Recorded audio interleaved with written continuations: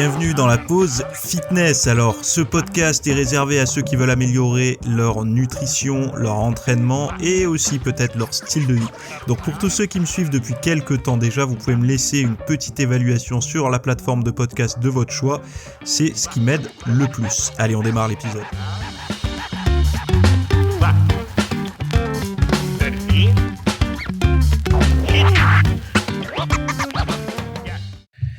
Salut à tous, j'espère que vous allez bien. Aujourd'hui, nouvel épisode, on va parler de deux sujets qui me semblent intéressants à décortiquer un petit peu, à essayer de comprendre un petit peu ce que ça veut dire, dans quel contexte on accueille ça, etc. Les deux sujets, le premier, c'est la body neutrality, et le deuxième, c'est au sujet de manger froid, c'est croire que l'on mange moins. Je trouve ça intéressant. Bon, avant de démarrer, comme d'habitude, je vous parle un petit peu de ce que j'ai fait ce week-end. Alors, ce que j'ai sorti pour vous ce week-end, ça s'appelle « C'est ça, un cul parfait ». Alors, en fait, pourquoi je parle comme ça ? Parce que j'ai partagé ce week-end un cours sur l'entraînement des fesses. Alors pour avoir ce côté lifté, ce lifting naturel, je sais qu'il y en a beaucoup aujourd'hui qui se tournent vers la chirurgie esthétique, etc., ou vers des injections ou tout un tas de choses, des crèmes et tout. Enfin bon bref, des choses qui n'appartiennent pas à leur volonté d'entraînement, de nutrition et tout. Et donc du coup, moi j'avais envie de redorer un peu le blason des pratiques, on va dire un peu autonomes, c'est-à-dire de s'entraîner, de réussir à se construire un bon fessier à l'aide de l'entraînement, mais surtout à l'aide de la compréhension de l'entraînement du fessier, parce qu'il y a beaucoup de personnes, par exemple, qui jugent avoir un fessier assez volumineux, mais pas suffisamment lifté, ou en tout cas avec une forme. Alors, quand ils sont habillés, ça va, on voit rien, mais quand le pantalon descend, etc., en sous-vêtements ou sur ou en maillot de bain, ils apprécient pas ça. Et bon, il y en a qui s'en foutent, hein, ils ont pas de problème avec ça, tant mieux. Et d'autres qui, ils ont envie d'améliorer ça. Donc, pour répondre à ces personnes-là, hommes et femmes, hein, d'ailleurs, hein, parce que bon, il y a moins d'hommes quand même qui mettent des comment on appelle ça, des bikinis sur la plage, etc. Mais quand même, je suis pour l'entraînement assez intense des fessiers, y compris chez les hommes. Et donc, du coup, j'ai essayé de répertorier un petit peu qu'est-ce qu'est un cul parfait, entre guillemets, mais surtout de développer vraiment les stratégies pour développer par exemple, le côté des fessiers, si les personnes manquent de galbe sur le côté, ou alors on les fessiers un peu bas, essayer de voir comment on peut travailler sur ça, ou pas assez bombé, etc. Et donc, du coup, il y a toute une série comme ça d'exercices, je sais plus, il y en a un paquet d'ailleurs, pour essayer de localiser les zones au niveau des fessiers qui vous font défaut, ou en tout cas que vous avez envie d'améliorer. Il y a le programme avec, enfin bon, il y a tout, hein, pour que vous puissiez démarrer dès aujourd'hui. En plus, là, les salles sont réouvertes, donc c'est bon pour vous. Et donc voilà, c'est ça, un cul parfait. Donc vous avez le lien, vous pourrez pas le rater dans les notes là de l'émission, pour pouvoir accéder à ce contenu. Alors, le premier sujet, c'est manger froid, c'est croire que l'on mange moins. Ça veut dire quoi, ça, déjà? Manger froid, c'est croire que l'on mange moins. Alors, c'est une étude qui a été menée par Amanda Prusky, Yamim, Carolina Werle et Robert May, chercheurs à GEM, démontre que la majorité des participants pensent, souvent à tort, précise-t-il, qu'un plat chaud est plus nourrissant et donc plus calorique que le même plat servi froid. Ce trio a voulu se pencher sur cette problématique méconnue pour contribuer à la lutte contre les mauvaises pratiques alimentaires qui peuvent conduire à l'obésité. Alors ils citent, dans leurs paroles, la majorité des personnes qui optent pour un plat froid sous-estiment sa valeur réelle en calories. Elles ont tendance à choisir davantage d'aliments et à consommer plus de calories, environ 31%, de graisse, plus 37%, et de glucides, plus 22%. Et en fait, il faisait un exemple, il prenait comme exemple la part de pizza. Et c'est vrai que c'est un super exemple parce que qui n'a jamais fait le week-end, une soirée foot là, par exemple, là c'est la période en plus, avec des amis, jusqu'à 23h, avec des amis autour d'une table basse, une pizza, etc. Et s'il reste de la pizza le lendemain, c'est vrai que manger froid, quand j'ai lu ça, je me suis dit, mais c'est vrai, en fait, c'est ce genre de biais cognitif qu'il faut essayer de déceler dans le quotidien. quand on mange sa pizza froide, on n'a pas l'impression que c'est autant une bombe calorique que quand elle vient d'être livrée par le petit livreur en mobilette, qu'elle est bien chaude et fondante, où vous savez il y a tout le carton qui est bien huileux dessous là. C'est vrai que quand on la voit froide, mais il y a plusieurs choses à ça, parce que quand on sort du frigo la pizza froide, la part de pizza froide, la graisse, elle a eu tendance à se rigidifier déjà. Donc c'est ça, il faut le prendre en compte, parce que le côté brillant quand c'est vous savez, le fromage fondu, la graisse qui remonte à la surface et tout quand c'est bien chaud, quand on fait un petit passage au frigo et que la part de pizza est froide, ce côté brillant a tendance à se matifier, et donc ça doit jouer au niveau de la perception, de la valeur calorique et tout ça. Mais bon, le simple fait de manger froid, c'est pour beaucoup de personnes, c'est le sentiment de manger mieux que s'ils mangeaient le même plat chaud. Alors c'est vrai que là, il parle beaucoup de calories. C'est pour ça que ça m'a paru intéressant d'en parler, parce que moi j'ai envie de mettre ma petite pierre à l'édifice dans le machin là. C'est vrai que de manger froid, vous avez la même valeur calorique. Donc c'est-à-dire que la part de pizza de la veille, elle a la même valeur calorique que chaude ou froide. Par contre, il faut savoir une chose, c'est que quand vous chauffez un aliment, sa digestibilité augmente, donc sa vitesse d'assimilation. Donc en fait, imaginez les molécules qui, quand elles sont chauffées, ont tendance à un petit peu s'agiter, s'espacer, danser la salsa, et donc du coup elles sont plus malléables. Et quand elles sont frigorifiées, elles ont tendance à se recroqueviller un petit peu comme dans le slip quand il fait trop froid. Et donc du coup c'est un petit peu plus serré, c'est un petit peu plus compliqué à digérer. Bon, je résume les choses simplement, parce que c'est par exemple, je vais vous donner deux exemples plus concrets. L'index glycémique d'une salade de riz en été, vous savez, là, c'est la période des barbecues, il va y avoir beaucoup de salades de riz, vous savez, cette fameuse salade, du riz, de la tomate, certains mettent du maïs, des petits haricots rouges, des choses comme ça, ou des pois chiches, un peu de thon, des œufs, des trucs comme ça, du poivron cru, des oignons, enfin bon, bref, chacun sa recette. D'ailleurs, c'est intéressant, à chaque fois qu'on va chez les gens, on découvre leur propre recette de salade de riz, chacun n'a pas la même d'ailleurs. Et de manger une salade de riz, alors, j'enlève le côté parce qu'il y a des légumes et tout ça. Je vous parle que du riz froid.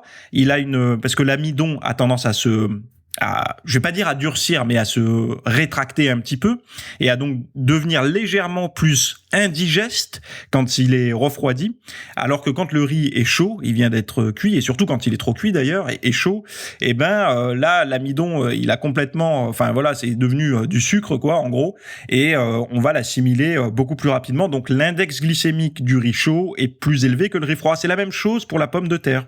Une pomme de terre chaude consommée comme ça à un IG plus élevé à cause de c'est la même chose plus ou moins que ce que je viens de vous dire là, alors que quand elle passe au frigo et que vous la mangez sous forme de salade après, ou de pommes de terre vapeur mais froide, l'index glycémique est plus bas. Donc il y a une espèce il y a un effet paradoxe, c'est que évidemment quand on prend le cas de pizza, bon, chaud ou froid, ok, même si la valeur, l'IG, l'index glycémique baisse un peu quand c'est froid, ça reste quand même une pizza, il faut pas déconner, il faut pas se rassurer de ce côté-là. Mais pour des aliments, on va dire, plus sains, donc plus brut, je vous ai parlé de la pomme de terre, qui pour beaucoup n'est pas un aliment sain. Moi, en fait, c'est vrai que la pomme de terre a un IG assez élevé, mais moi, j'ai toujours du mal alors, je préfère manger de la patate douce, évidemment, mais si vous voulez, j'ai pas trop de problème de temps en temps à me faire de la pomme de terre. Je vois, déjà, la valeur calorique est relativement faible. Ça vient de la terre.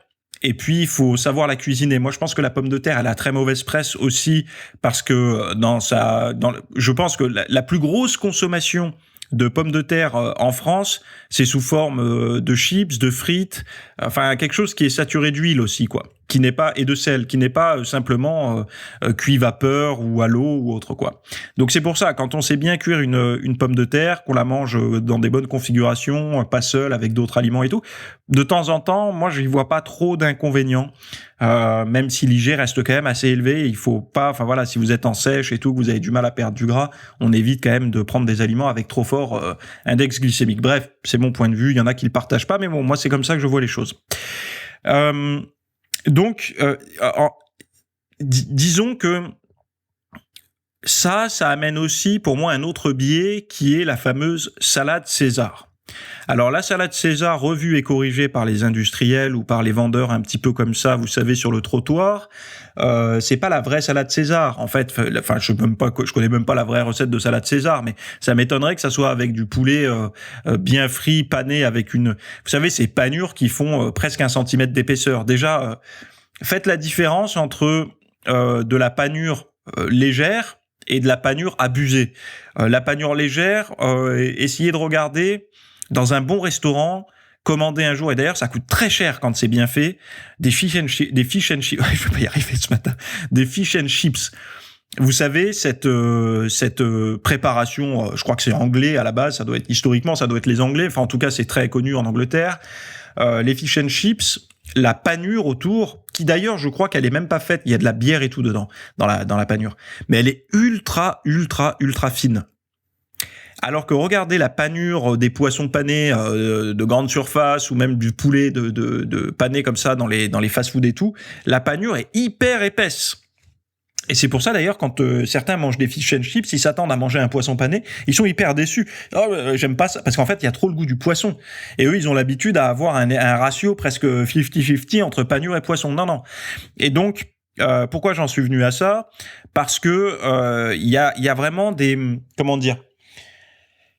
dans la salade César, parce que c'est de ça que je parlais à la base, une salade César, c'est un plat froid, c'est une salade. Donc du coup, dans les fast-food, quand les gens prennent des salades, ils ont l'impression de manger sainement, alors que on avait même regardé, je sais plus c'était avec qui on avait fait ça, mais on avait regardé la valeur calorique de la salade César et que quand on prenait la sauce avec le poulet pané et tout, on arrivait au-dessus de la valeur calorique du sandwich, un des sandwichs un des sandwichs assez populaires, les hamburgers assez populaires. Donc il y a cette perception, salade égale sain. Et c'est pour ça qu'il y a beaucoup de personnes qui se disent « je me suis mis au régime, je mange de la salade ». Et quand on regarde la tronche de leur salade, souvent elle est plus calorique que moi, mes plats chauds. Donc, c'est vrai que ce côté manger froid, manger sain, la problématique que moi je vois là-dedans, c'est que à manger froid et essayer de faire attention sans trop faire attention, c'est-à-dire qu'on va mettre 3 morceaux de chou rouge cru, un peu de salade verte, un peu de tomate crue et tout. Et on va mettre avec ça du riz froid, on va mettre un peu de thon et tout, et on va se dire je mange sainement. Moi, dans l'absolu, je trouve que c'est pas la réalité, dans le sens où quand on mange cuit, on mange plus de légumes, parce que des légumes crus, il faut croquer, il faut mâcher, ça se digère de façon un petit peu plus compliquée, et vu qu'il y a encore toute l'eau dans l'aliment, toute l'eau, elle s'est pas évaporée lors de la cuisson, donc du coup on a un volume assez important dans l'assiette quand on mange du cru, et donc on a le sentiment de beaucoup manger, alors que dans la réalité, on mange pas beaucoup de légumes. C'est ce que je dis aux gens. Je dis, cuisez votre salade, mettez-la au micro-ondes pendant 3 minutes. Ça sera immangeable, et vous allez voir il restera plus grand-chose dans l'assiette.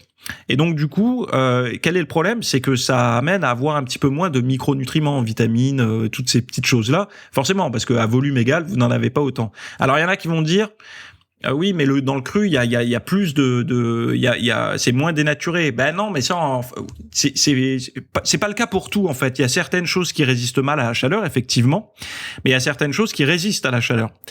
Donc c'est pour ça que moi je dis, quand vous êtes un peu au régime, que vous voulez faire attention et que vous coupez par exemple des sources assez, on va dire, moi dans mon approche alimentaire, des sources qui pénalisent la perte de graisse, notamment les glucides et les graisses de mauvaise qualité. J'ai tendance à dire, pour avoir encore quelque chose dans l'assiette, essayez d'avoir un légume cuit et des crudités. Comme ça, au moins, vous profitez un petit peu du cru, un petit peu du cuit, et ça permet d'avoir une plus forte abondance au niveau des micronutriments. Voilà, j'avais envie de vous partager ça sur manger froid, c'est croire que l'on mange moins. Donc il y a cette perception un peu erronée, où il faut remettre l'intégralité des choses dans le contexte, et notamment ce côté de l'index glycémique.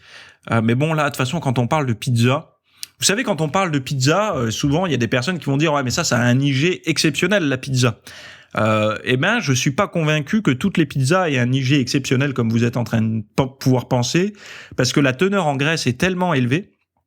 Parce qu'il faut pas oublier que dans une pizza, surtout si pour beaucoup en France, il y en a beaucoup qui prennent les pizzas en base blanche, donc en base crème. Donc c'est de la graisse. Il va y avoir de la charcuterie dessus, etc. Donc c'est de la graisse. Il va y avoir du fromage, donc c'est encore de la graisse. Souvent ils mettent de l'huile d'olive pour faire le petit côté provençal ou italien, donc c'est encore de la graisse. Donc ça va avoir tendance à tamponner un petit peu la puissance de l'IG des farines utilisées pour la cuisson, enfin pour la pâte. C'est un petit peu comme le Nutella, vous savez, qui a un bon score au niveau de l'IG parce que il y a énormément de graisse. Mais ça veut pas dire que c'est sain pour autant. Donc de ce côté-là, la pizza, c'est pas forcément un bon repère. Après, moi j'ai envie de dire que manger froid, c'est croire que l'on mange moins ou mieux. Quand vous mangez sainement, il y a de grandes chances que si vous mangez des glucides, vous avez une diète saine avec des glucides, quels qu'ils soient, sous forme de glucides cuits que vous mangez après, si vous les mangez froids, il y aura certainement un meilleur impact au niveau du tour de taille, donc meilleur dans le bon sens, que si vous le mangez chaud. Donc encore une fois, et je vais me répéter très souvent dans mes podcasts, je le sais pour ceux qui m'écoutent tout le temps, mais vous voyez bien encore une fois que si on n'a pas l'éducation nécessaire, enfin l'éducation minimum, on va dire, en nutrition et tout, on ne peut pas interpréter correctement ces choses-là sans dire à la machine à café au bureau manger froid c'est croire que l'on mange moins, donc d'avoir des raisonnements un petit peu binaires sans tout comprendre. Je sais que pour beaucoup la nutrition c'est compliqué et je le vois parce que énormément finalement j'ai fait une petite analyse, mais énormément de personnes sur YouTube et autres dans le monde du fitness vous parlent beaucoup d'entraînement, de tout un tas de choses autour de l'entraînement, du dopage, de toutes ces choses-là. Et quand on parle de nutrition, c'est assez sommaire quand même. Moi, j'ai regardé un peu, ça vole pas très haut. Je veux pas être, il y a pas beaucoup de, on sent que ça creuse pas trop, quoi. Il y en a même qui résument ça à de la facilité. Il suffit juste de moins manger, d'avoir ses macros et tout. Il y a quand même ce côté encore où, alors peut-être que pour beaucoup c'est inintéressant la nutrition. Mais en tout cas, je trouve que il y a beaucoup de lacunes, et y compris chez des personnes qui ont parfois un physique assez sympa, ponctuellement, parce que c'est assez simple d'avoir un physique sympa, d'être sec. Je vais vous le dire honnêtement, si vous êtes sec ou vous avez les abdos 2 mois par an, c'est pas dur. Honnêtement, vous faites un régime un peu violent, peu importe le régime que vous suivez du moment qu'il est violent, vous vous entraînez bien à côté. Suffisamment pour pas perdre votre masse musculaire. Il faut essayer d'avoir un régime qui corresponde un peu à la muscu, mais à faible valeur calorique, vous séchez. Mais si vous voulez rester tout le temps bien, c'est là où ça se corse, parce qu'en général, les gens font le yo-yo. Alors, ils le justifient par une prise de masse, et du coup, mais bon, il y a quand même ce côté où je vois qu'il y a une grosse carence en connaissances nutritionnelles, en fait, le problème, c'est que souvent, quand il y a carence dans l'entraînement, il y a beaucoup en nutrition, et quand il y a carence en nutrition, il y a beaucoup en entraînement. Et il y a du mal à avoir, alors je sais, on peut pas être bon en tout, mais il y a du mal à avoir une forme d'équilibre entre les deux. Et c'est vrai que, on parlait souvent de la légitimité. J'entends souvent parler de la légitimité au niveau du physique et tout. Est-ce que ça traduit quelqu'un qui a le droit ou non de s'exprimer? Dans la limite du possible, moi je préfère écouter quand même des personnes qui ont au moins prouvé que leur théorie était fiable, quoi. Enfin, de pouvoir m'identifier. Alors, je dis pas le débutant pur, oui, et forcément le gars qui a un petit peu plus de tour de bras que lui, il va l'écouter. Mais arrivé à un certain stade, il y a quand même je sais pas, une espèce de moi dans ma tête, c'est encore un biais. Je pense que c'est un biais cognitif, je sais pas si vous le partagez, mais moi je sais que quand je vois quelqu'un qui parle de nutrition, de régime et tout, et d'ailleurs vous avez dû voir qu'un des plus populaires diététiciens, nutritionnistes, je sais pas comment on appelle ça, médiatique français, je sais même pas s'il est français d'ailleurs, mais en tout cas il exerce sur les plateaux télé en France, a perdu énormément de poids. Alors je sais pas si c'est dû à un problème de santé, parce qu'il a le visage très marqué, ou alors si c'est dû à un régime. Mais en tout cas, on lui reprochait beaucoup par le passé. Enfin, je voyais ça dans les commentaires. Beaucoup de personnes lui reprochaient d'être en surpoids et de recommander des choses pour perdre du poids. Et donc, du coup, on voit bien que chez les gens, je suis pas le seul, ça crée un espèce de biais. Mais pourquoi cette personne qui recommande ça? Et bon, il y a des arguments, ça se défend. Cette personne est peut-être très bien dans son corps comme elle était. Chacun fait ce qu'il veut. Mais on peut pas s'empêcher. Ça, c'est le côté moral des choses. Mais on peut pas s'empêcher. C'est du domaine de l'inconscient quand quelqu'un nous recommande quelque chose. Par politesse, on va dire d'accord. Mais intérieurement, on a quand même ce truc qui nous dit Et d'ailleurs, ça va être un petit peu le sujet le thème du sujet qui suit, qui s'appelle le body neutrality. Donc body neutrality, ça vient dans la ligne et en réaction au body positive. Donc allez, on démarre. Je vous cite. Vous avez toutes les notes de tout ce que je viens de raconter depuis tout à l'heure dans les notes de ce podcast là. Donc alors. Petit rappel, ceux qui disent mais ils parlent des notes, mais c'est quoi ce truc là? En fait, les notes, ce sont la version texte plus ou moins des sources que je partage, que ça soit à la fois par exemple là ce que j'ai parlé sur c'est quoi un cul parfait, sur manger froid et tout, et là sur body neutrality. Ce sont des choses qui sont sous forme de texte, qui sont sur mon site, et dans les notes des épisodes, donc en règle générale, là vous avez votre petit player qui est en train de tourner sur votre iPhone ou votre Android ou sur votre PC ou quoi. Si vous scrollez un petit peu vers le bas, vous allez voir un truc voir plus ou accéder au site web de l'épisode ou un truc comme ça. Vous avez un lien ou alors vous allez voir une petite description avec un lien et vous cliquez sur ce lien et vous verrez toutes les notes de tout ce que je raconte là pour pouvoir un petit peu approfondir un sujet ou un autre. Voilà. Donc c'est disponible logiquement sur toutes les plateformes de là où vous écoutez le podcast. Et si c'est pas disponible, allez voir sur mon site www.fitnessmiss.fr. Bon, body neutrality Jaco. Allez, je commence la citation. Alors, vous focalisez sur un détail de votre corps qui parasite vos pensées régulièrement. Vous êtes loin d'être la seule. Donc là ou parce qu'ils l'ont mis au féminin parce que c'est un site féminin. Donc n'y voyez pas là quelque chose de féministe ou autre, c'est juste que c'est un magazine féminin, donc forcément il s'adresse à leur cible. Donc vous êtes loin d'être le ou la seule. 63% des Françaises, 38% des Italiennes et 47% des Allemandes de 25 à 34 ans affirment être complexées par leur image. Donc là, c'est un deuxième article qui parle de la même chose, qui dit « Ce mouvement encourage les femmes à prendre le temps de s'accepter ». Donc le body neutrality. De se sentir à l'aise et bien dans leur peau, mais également à se concentrer sur les réalisations faites plutôt que sur son apparence physique. Le body neutrality favorise la reconnaissance et l'appréciation de son corps et éloigne l'idée d'être obnubilé constamment par son physique. Il est dans ce cas plus important de se pencher sur l'efficacité de nos jambes, nos bras ou encore de nos mains, plutôt qu'à leur aspect physique ou à leur taille. Cette tendance prône la santé avant tout.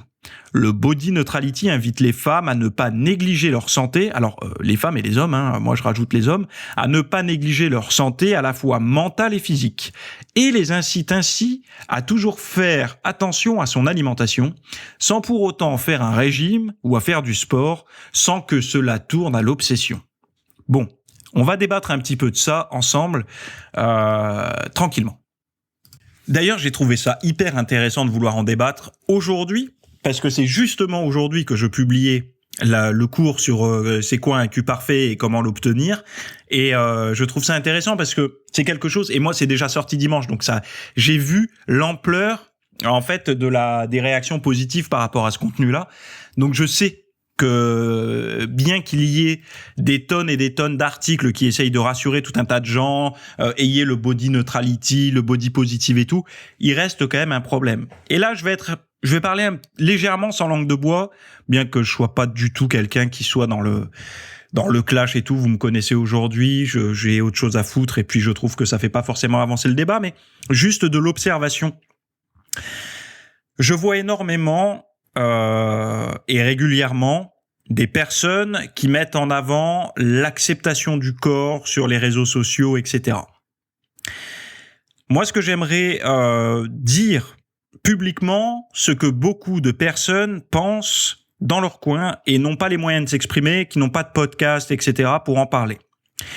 Quand on voit une nana qui montre, par exemple, sa cellulite, qui montre son gras du ventre, etc., et qui est suivie par beaucoup de personnes et tout, soit c'est une personne qui a un corps qui est pas trop disgracieux. Quand je dis pas trop disgracieux, c'est que, ok, il y a une forme de surpoids, un petit peu, mais c'est correct, c'est agréable à regarder, il n'y a pas de problème. Et vous savez que moi, je suis plutôt des hommes en tout cas, qui aiment les femmes avec un peu de forme. Un peu de forme veut dire j'aime pas les fils de fer. Enfin, quand je dis j'aime pas, chacun fait ce qu'il veut. Mais moi, naturellement, instinctivement, mes hormones et mes instincts me guident vers les formes des femmes. Donc voilà, je suis comme ça, je l'assume. Les femmes typiquement des années 60, moi c'est, enfin les silhouettes des années 60, c'est plutôt voilà ce qui, qui allume une petite chandelle au niveau de mes sens. Bref. Je reprends sur les réseaux sociaux, donc ces personnes-là qui vous montrent un petit peu, alors la cellulite sur les jambes et tout, ce sont souvent des personnes ou des influenceuses fitness ou autres, ou des personnes qui sont correctement en forme, c'est-à-dire qu'elles ont des formes mais correctement, elles ont un très beau visage, ou elles sont très bien maquillées, ou elles se mettent très bien en valeur. Donc du coup, c'est une forme, enfin, c'est une façon d'assumer ça qui ne leur enlève pas de désirabilité, en fait, aux yeux de leur public, parce qu'on le voit, elles ont beaucoup de likes, elles ont, voilà, tout ça. Et il faut se mettre à la place de personnes qui regardent ça, et qui savent très bien que, quand elles voient ça, elles disent, mais de quoi tu te plains? Et je vais pas dire le mot. De quoi tu te plains? T'as rien, en fait. C'est quoi? Tu veux que je te montre, moi, la cellulite que j'ai? Arrête. Et dis pas d'assumer les choses parce que toi, t'as rien. En fait, c'est comme ça que certaines personnes pensent. Alors, je dis pas que, voilà, chacun est responsable de son corps, tout ça. Enfin, chacun peut faire un petit peu de sport pour aller mieux. Enfin, bon, bref, c'est pas le débat. On n'est pas dans ce débat-là aujourd'hui, mais, il y a quand même ce côté où ça me fait penser à je sais plus quel truc, mais il y a ce côté où on s'assume sur nos défauts, mais c'est des défauts corrects, en fait. C'est des défauts qui nous enlèvent pas trop de potentiel de désirabilité. Et donc là, en fait, il y a une forme un peu d'hypocrisie quand on dit aux femmes « assumez-vous comme vous êtes », etc. C'est rarement des personnes en très, très fort surpoids. Et je vous recommande d'aller voir ce documentaire sur Arte qui s'appelle « On achève bien les gros » ou « les grosses », je sais plus. Qui est très touchant. Et dedans, je vous le dis tout de suite, il y a des moments où je suis pas forcément en accord. Il y a des moments où je suis en accord, des moments où je suis en désaccord, mais il a une dimension touchante quand on voit ce qu'est l'extrême, en fait. D'un moment de dire, est-ce que là t'es dans le body positive, là il y a un problème. Donc bon, on revient à la body neutrality. Le body neutrality, pardon. Là, c'est autre chose. C'est au lieu de se concentrer sur oh là là, mes bras ils pendouillent au niveau du triceps, et de penser bah non, en fait mon bras me sert à je sais pas moi, à pousser le tiroir, à tirer la chaise, à faire le lit, à faire toutes ces choses là, et donc ça a de la valeur, c'est joli, c'est machin. Et en fait c'est joli, c'est utile, c'est pratique. Moi, si vous voulez, quand j'entends body positive, body neutrality, j'entends un espèce de pont avec psychologie positive, développement personnel. Et en fait, vous savez que le développement personnel, ou en tout cas la pensée positive, là, vous savez, le je vais bien, tout va bien, etc., ça a été montré dans les études que ça avait plus d'impact négatif sur le moyen long terme que de positif. Alors, en fait, pourquoi? Parce que sur le moment, quand vous lisez un livre de développement perso qui vous dit que vous êtes génial, que vous méritez d'être aimé, que vous êtes exceptionnel, ça a un effet un peu anxiolytique, antidépresseur immédiat. Mais par contre, dès que vous retournez dans la jungle de la réalité, le quotidien se rappelle à vous. Et les comparaisons avec les autres se présentent à vous. Le manque de partenaires, d'intérêt auprès des autres si vous êtes célibataire reprend le naturel, etc. Donc du coup, il y a une forme de déni. On essaye de croire qu'on va bien, alors que dans sa réalité, c'est toujours la même et on n'a pas corrigé les choses.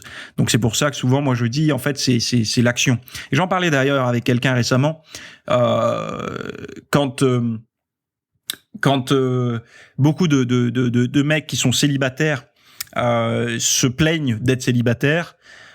Et quand un petit peu, moi des fois, je le vois, j'en parle pas, c'est pas ma fibre moi je suis plutôt sur la nutrition et tout, c'est ça, mais quand on leur enlève, on peut leur dire, si on t'enlève ta musculation, donc ta passion pour la muscu, et on t'enlève le fait que tu crois qu'être gentil et une bonne personne est séduisant, qu'est-ce qui est attirant chez toi?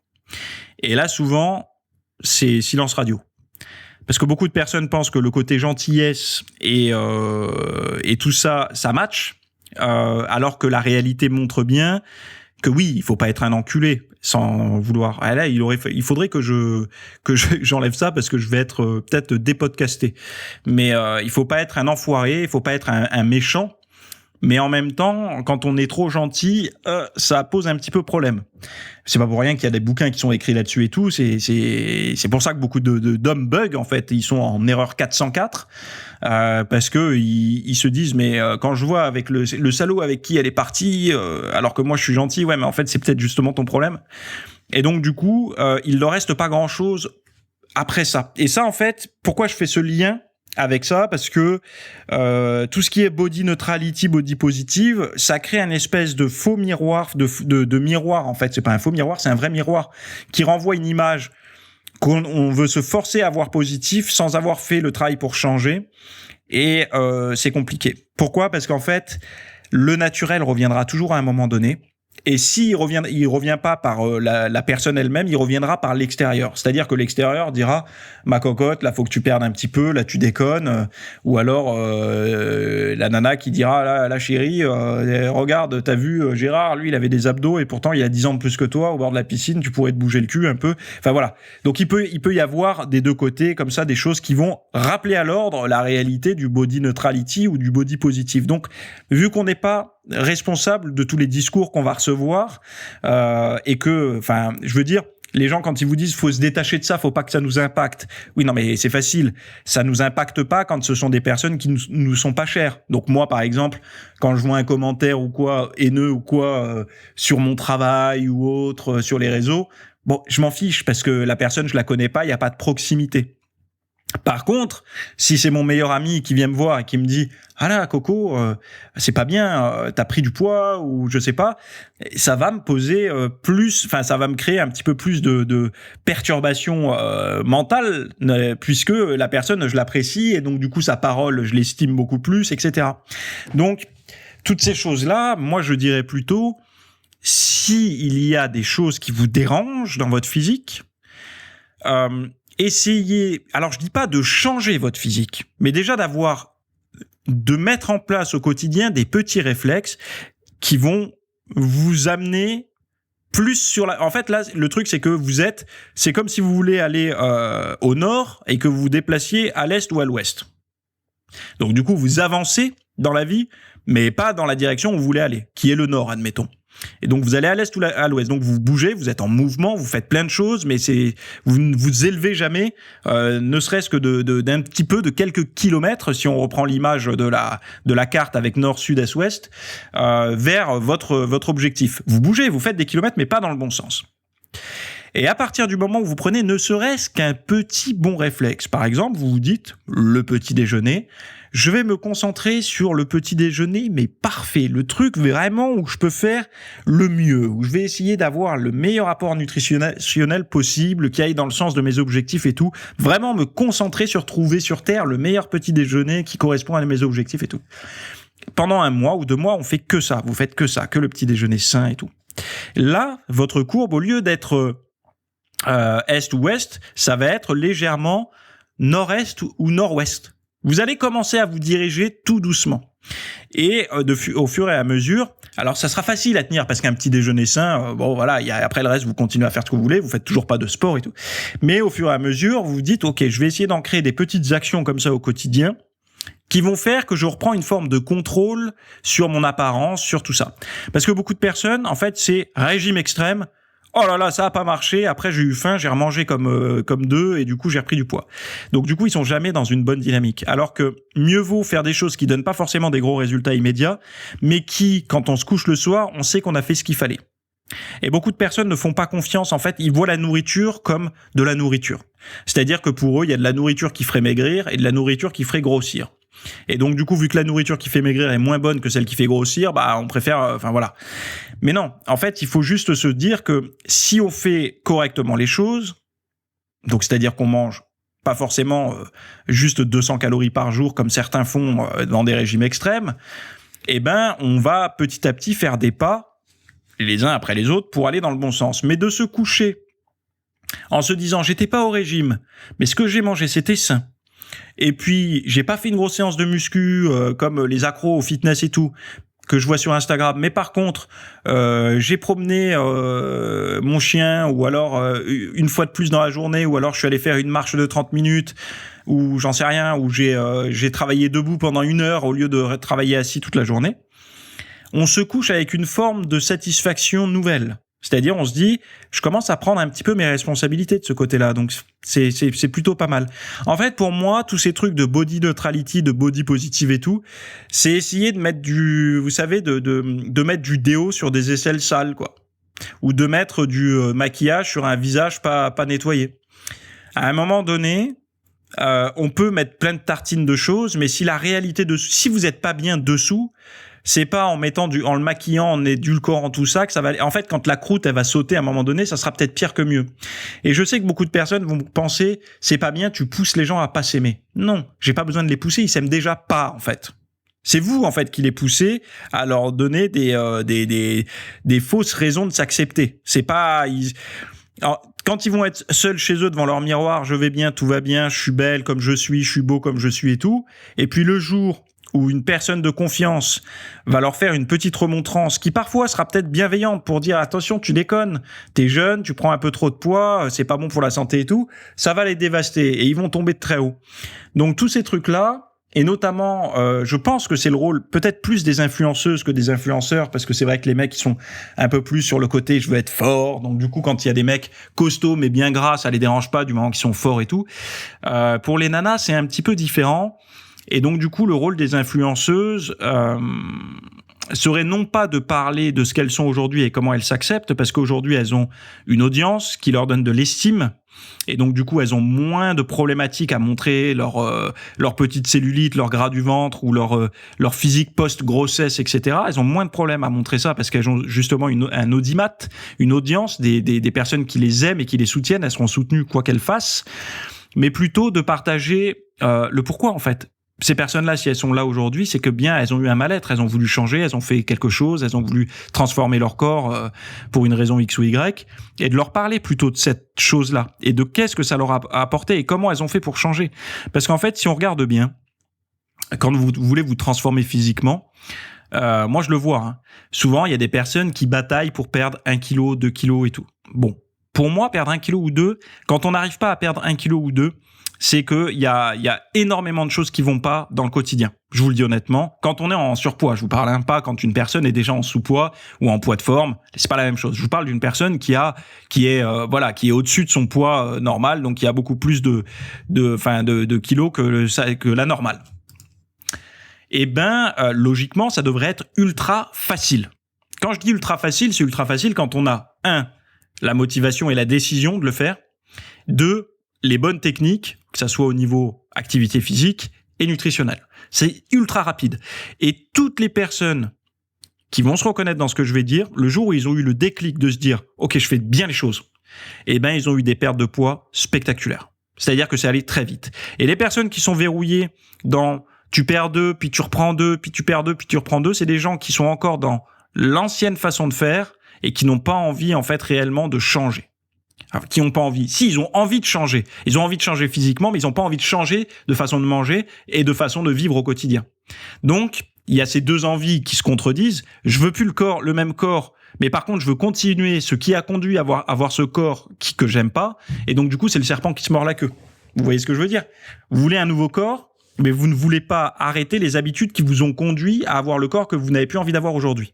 Donc, c'est pas possible. Il y a un moment donné où il y a une forme de paradoxe. Donc en fait, cette envie d'avoir un nouveau corps, faut qu'elle arrive à transpirer suffisamment fort pour créer une envie de changer aussi son hygiène de vie au niveau de la nutrition et tout. Et d'ailleurs, dites-vous une chose, c'est que souvent, quand vous êtes empêtré un petit peu dans des routines de vie qui commencent à devenir un peu monotones et légèrement anxiogènes ou déprimantes ou quoi, vous vous dites oh à quoi bon et tout. Souvent, des changements de style de vie qui pourraient être, par exemple, de faire du sport le matin ou de commencer à manger plus sainement, à vous intéresser à ça, à prendre un petit peu la responsabilité de mettre des choses plus saines dans votre assiette, mais aussi celle de votre femme si c'est vous qui cuisinez ou de votre mari si c'est vous qui cuisinez, de vos enfants et tout. Sans les mettre au régime, évidemment, les enfants, il faut surtout pas les mettre au régime, il faut leur donner suffisamment de calories pour qu'ils puissent s'épanouir, grandir et tout. Mais de leur donner des calories de bonne qualité. Ça peut se faire par contre. Eh ben, vous avez une forme quand vous comprenez ça, vous dites, ok, j'ai une forme de responsabilité puisque la responsabilité de cuisiner à la maison, c'est moi. Donc, par exemple, si c'est vous en tant qu'homme, vous en tant que femme, vous avez pris ou vous avez choisi ou ça s'est décidé comme ça que la responsabilité de la cuisine, c'était pour vous, eh ben, la responsabilité n'est pas que pour vous, elle est aussi pour ceux que vous nourrissez en cuisinant. Donc du coup, vous devenez responsable non plus d'une personne, mais de deux si vous êtes en couple, et de plus si vous avez des enfants. Donc du coup, est-ce que ça pourrait pas être une forme de motivation supplémentaire ? Parce qu'on le voit bien aussi que il y a il y a une très grosse, il y a un très gros impact émotionnel quand un enfant, par exemple, on dit il est mal élevé ou il est en surpoids. Il y a une forme de jugement direct sur les parents et qui est, qui crée une espèce de forme de colère. Il les transforme en super-héros pour se défendre de ça. Donc on voit bien qu'instinctivement, quand on critique une éducation, ça crée tout le monde. Hein. Moi, je suis pas encore parent, mais je pense que si quelqu'un de même vient me critiquer l'éducation, je serai pas dans un état zen et body positive ou pas body positive mais pensée positive, etc. Je pense que c'est instinctif, quoi. On a envie de dire qu'on fait bien les choses. Bon, c'est toujours pareil, on a envie de se le dire, mais est-ce qu'on le fait réellement ? Et je pense que peut-être que certaines personnes peuvent trouver le déclic en additionnant le fait que ça va être bon pour eux ou pour elle, pour la personne et pour ceux qui vont profiter de ça en fait, qui vont profiter de tout ça. Donc voilà, body neutrality, voilà la définition. Et voilà mon point de vue là-dessus. Je pense que dans des... Comment dire ? Moi, je veux pas que ça encourage l'acceptation. Enfin, je veux pas. Chacun fait ce qu'il veut. Mais j'ai toujours cette problématique en me disant que il faut pas que ça devienne quelque chose qui rassure des gens qui sont potentiellement en mauvaise santé. En fait, de rassurer des gens qui sont pas bien dans leur physique parce qu'ils ont un tour de taille excessif, etc. Et de leur dire que tu peux t'assumer comme t'es, tu fonctionnes parfaitement, alors que c'est pas vrai. Il faut leur dire. Je vois pas pourquoi en fait on le dit pour tout un tas de substances nocives. Les gens savent tous que boire c'est pas bon pour la santé, enfin abuser de l'alcool c'est pas bon pour la santé, fumer c'est pas bon pour la santé, se droguer c'est pas bon pour la santé. C'est pas pour autant que le simple fait de leur dire ils arrêtent. Mais qu'ils aient cette conscience au fond d'eux, c'est une bonne chose parce que ça leur permet de se dire je vais trouver la force, j'arrêterai un jour ou je sais pas quoi, ou je vais essayer de diminuer ou de la boisson, etc. Alors que le surpoids, j'ai l'impression qu'on ne veut pas créer ça. Au contraire, c'est comme si on voulait encourager à ce que non mais c'est pas grave. Un petit peu comme si on disait que c'était bon les substances nocives que j'ai citées tout à l'heure, c'est pas grave. Accepte que c'est bon et c'est bon quoi. Non, juste leur laisser la conscience. Ok, physiquement, l'apparence physique c'est une chose, la santé en est une autre. Il faut juste faire la distinction entre les deux et de dire ok, physiquement, t'as le droit d'être désirable, homme ou femme, avec des kilos en trop, et t'inquiète pas, tu l'es pour une catégorie de personnes et pas pour une autre, mais c'est la réalité, on n'est pas tous pareils pour ça, il y a des gens qui préfèrent les personnes en surpoids, d'autres les personnes avec des formes, d'autres les personnes longilines, d'autres des personnes squelettiques, d'autres, enfin voilà, chacun trouve son compte. Donc ça c'est une chose, la désirabilité, le potentiel de séduction et tout, et après il y a la santé, il faut pas mélanger les deux, et je me répéterai très souvent, de toute façon tant que ce sera pas acquis, tant que le débat sera encore ouvert et qu'on verra qu'il y a des incohérences là-dessus, j'en parlerai puisque c'est ma ligne, hein. Moi il y a pas de on peut pas tout mettre dans le même sac quoi. Et c'est la problématique. Bon voilà, je m'arrête ici aujourd'hui, j'ai assez parlé, puis j'ai du boulot en plus. Donc du coup, ce fameux lien là pour c'est ça un cul parfait, développer un fessier esthétique et tonique pour ceux qui ont envie, hein. Ceux qui aiment leur cul, ils sont pas obligés d'y aller. Mais bon, si vous voulez voir un peu à quoi ça ressemble, 2, comment l'avoir, eh ben, allez voir le lien qui se trouve dans les notes de ce podcast. Sinon, on se retrouve la semaine prochaine pour l'épisode et tout de suite de l'autre côté si vous avez envie de voir mon cours. Allez, salut! Merci d'avoir écouté cet épisode. Alors, avant de partir, j'avais juste quelque chose à vous partager. C'est vrai que vous avez peut-être des temps morts à meubler, que ce soit des temps de trajet dans les transports en commun, du cardio un petit peu long sur un tapis de course, ou alors tout simplement envie de remplacer les programmes que vous avez la soirée pour de l'apprentissage. Vous êtes peut-être adepte des émissions, des documentaires, des reportages, etc. Sauf que dans le monde de la musculation, de la nutrition, du développement, d'un mode de vie sain, etc. C'est un peu maigre en contenu dans les médias grand public. Et donc, ce que je vous propose, moi, personnellement, c'est d'aller faire un tour dans la bibliothèque alors, c'est un Netflix version fitness privée qui vous coûtera moins cher qu'un lavage auto au rouleau par mois. Et là, vous avez vraiment tous les sujets. Alors, c'est plein de cours que je propose. Il y en a déjà plus de 300. Ce sont sur le sommeil, sur les hormones, sur la nutrition. Donc ça peut être pourquoi on a faim, pourquoi on n'arrive pas à tenir un régime, comment faire, quelles sont les solutions, mais aussi d'anatomie pour l'entraînement, des programmes d'entraînement. Donc tout ce qui est lié à la perte de graisse, si vous avez du gras sur le bas du ventre depuis des années, ou alors si vous avez du mal à prendre de la masse musculaire, tous ces sujets du plus connu, entre guillemets, du plus recherché au plus pointu. Tous ces sujets sont largement abordés dans cet espace VIP. Donc, pour rappel, pour y accéder, vous avez un lien en description. Si vous ne le trouvez pas, vous allez sur www.fitnessmiss.fr et vous faites devenir membre. Vous trouverez sur le site. Et vous accédez à ce contenu caché que vous pourrez écouter partout. Voilà, je vous laisse ici. Très bonne fin de journée à tous.